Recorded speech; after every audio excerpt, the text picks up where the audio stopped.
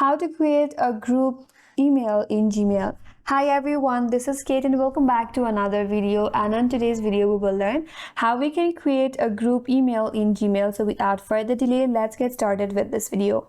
For that, first of all, you have to open up Google Contact. So open up Chrome browser in your device, navigate to top right corner and click on this dotted icon that says Google Apps. Here, click on Contacts. Now, once you're under contacts, make sure that you're logged in with your preferred account. So under your contacts, you have to select the contact that you want to add in a group and make sure that you have saved with their email and also the phone number, but the phone number is optional. Make sure you have saved their email address as well.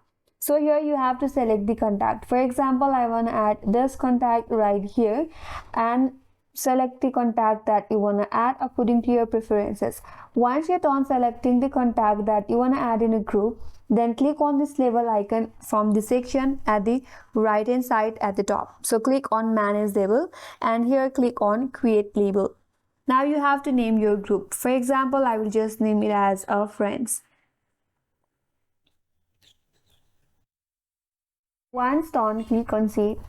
Now once you have created your label, now you have to open up Gmail and make sure that you're logged in with your preferred account.